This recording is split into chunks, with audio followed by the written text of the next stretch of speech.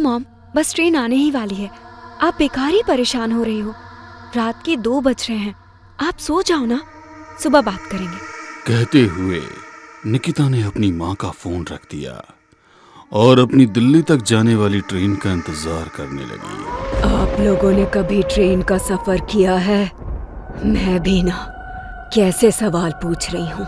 आप सबने कभी ना कभी ट्रेन का सफर तो किया ही होगा, लेकिन कभी आपके साथ ऐसा हुआ है कि आप भरी हुई ट्रेन में चढ़ो और आधी रात के वक्त पूरी ट्रेन खाली हो जाए? कैसा होगा वो खौफनाक मंजर? आपकी मंजिल आने में अभी देर है, मगर आपका हमसफर आपकी मौत है। आज ऐसा ही कुछ निकिता के साथ होने वाला है। रात के 2 बजे पूरा प्लेटफॉर्म सुनसान था। 1-2 लोग ही वहां पर नजर आ रहे थे। कूली बैठे ऊँघ रहे थे। निकिता को भी नींद आ रही थी, मगर ट्रेन का टाइम बहुत ही ऑकवर्ड था। तभी उसके ट्रेन के आने का अनाउंसमेंट होने लगा।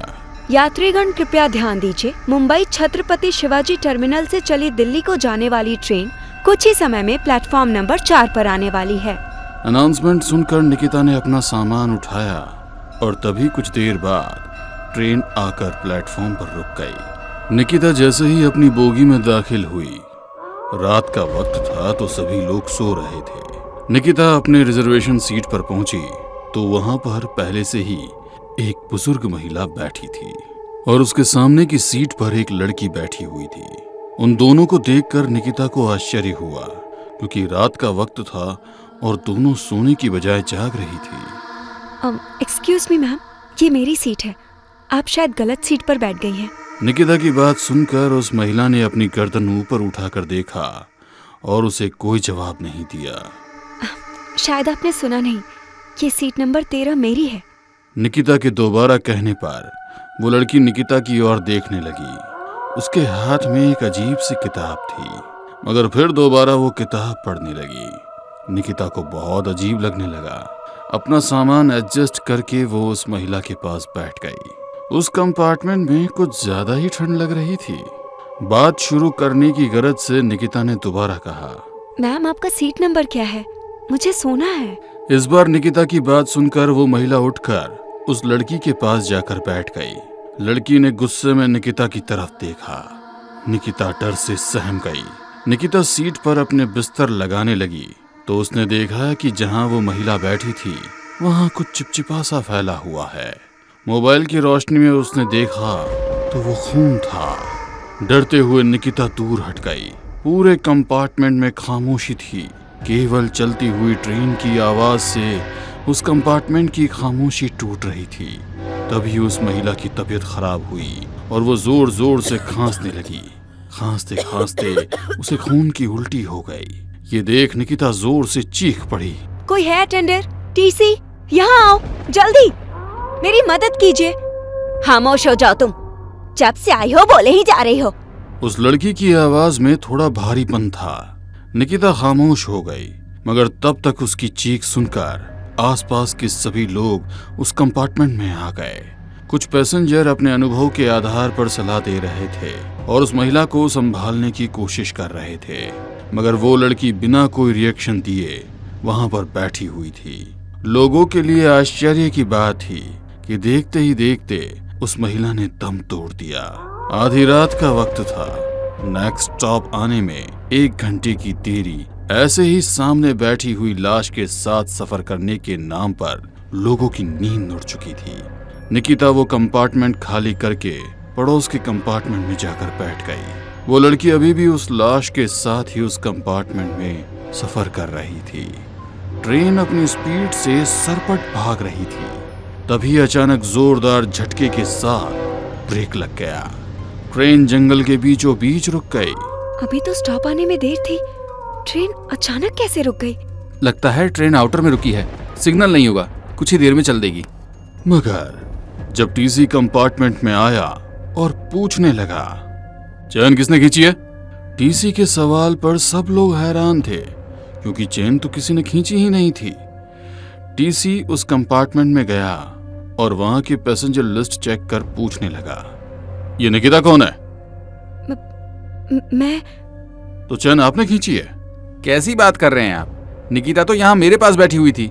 इस कंपार्टमेंट में तो वो लड़की थी। अरे वो लड़की और उस औरत की लाश कहाँ चली गई? कौन सी लड़की? किस लाश की बात कर रहे हो तुम? अरे कैसी बातें कर रहे हैं आप? अभी थोड़ी देर पहले ही तो आपको बताया था। आपने कहा था कि अगले स्टेशन पर लाश को उतार देंगे। उस यात्री की बात सुनकर टीसी उसका मुंह सूंघने लगा। लगता है तुमने शराब पी है, इसीलिए बहकी हुई बातें कर रहे हो। मैं यहाँ पर रात 10 बजे के बाद आया ही नहीं हूँ। अरे क्या बात कर रहे हैं? हमने खुद आपको ये सब कुछ बताया था। आपने अगले स्टेशन में एम्बुलेंस की व्यवस्था करने के लिए भी कहा था। अपनी पैसेंजर लिस्ट चेक कर लीजिए। और अभी तो हम में से किसी ने भी उस लड़की को और उसके साथ उस लाश को उतरते हुए देखा भी नहीं है। वैसे भी जंगल में वो लाश कहाँ लेकर जाएगी? पैसेंजर लिस्ट क्या चेक करना है? इस कंपार्टमेंट में निकिता शर्मा के अलावा और कोई पैसेंजर है ही नहीं। ये आप क्या कह रहे हैं? मैं जब से हरदा से बैठी थी वो लोग यही थे।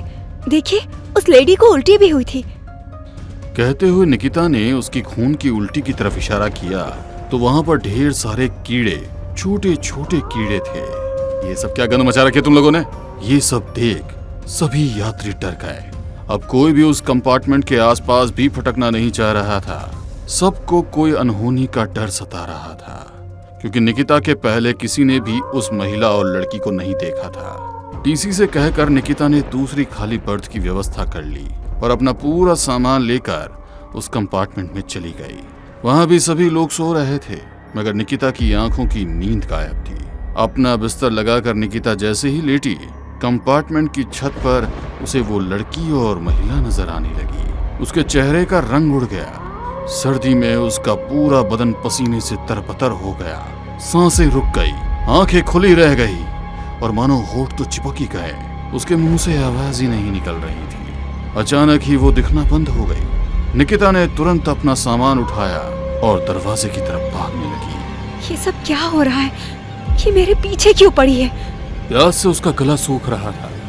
उसने तुरंत अपनी पानी की बोतल निकाली और पानी पीने लगी, मगर पानी की जगह बोतल में खून था। उसने तुरंत अपनी पानी की बोतल फेंक दी और ट्रेन से निकली। दरवाजा खोलने की कोशिश करी, मगर दरवाजा पूरी तरह से लॉक था। वो पलटकर वापस अपने कंपार्टमेंट की तरफ पहुंची तो पूरा कंपार्टमेंट खाली था और पूरे कंपार्टमेंट में एक भी इंसान मौजूद नहीं था। वो जहां भी जाती उसे उस महिला की लाश और वो लड़की ही नजर आ रही थी। क्या देख रही हो? कुछ पीछे छूट गया क्या? कहते हुए वो जोर जोर से हंसने लगी। निकिता को समझ ही नहीं आ रहा था कि वो क्या करे। वो एक कंपार्टमेंट से दूसरे कंपार्टमेंट में भागने लगी, मगर पूरी की पूरी ट्रेन खाली थी। निकिता भागते हुए एक वॉशरूम के अंदर छुप जाती है। तभी वॉशरूम के कांच में भी उसे वही लड़की नजर आने लगी। अपनी पूरी ताकत लगाकर निकिता जोर से चीखी, मगर उसकी चीख सुनने वाला वहां पर कोई भी नहीं था। उस लड़की ने एक ही झटके में निकिता का सर धड़ से अलग कर दिया। वो उसके बहते हुए खून को चाट रही थी। कुछ देर बाद ट्रेन रुकी। किसी पैसेंजर ने जब वॉशरूम का दरवाजा खोला तो वहां पर निकिता की लाश देखकर जोर से चीखने लगा। ये लड़की क्या ट्रेन में अकेले ट्रेवल कर रही थी? हाँ, कुछ देर पहले तो ये हमारे साथ ही थी। ये भटकती हुई चुड़ैल उसे अपने साथ ले गई लगता है। कौन चुड़ैल? किसकी बात कर रहे हैं आप?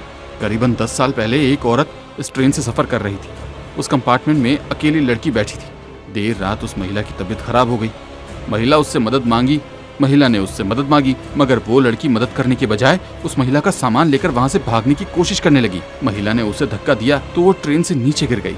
दोनों की मौत हो गई, मगर वो महिला की आत्मा अभी भी भटक रही है। वो उस दिन के बाद से इस ट्रेन में कोई भी लड़की जो अकेले सफर करती है उसकी मौत तो निश्चित ही है। कुछ दिनों के बाद। मैम, शायद आप गलत सीट पर बैठी हैं। ये सीट मेरी है।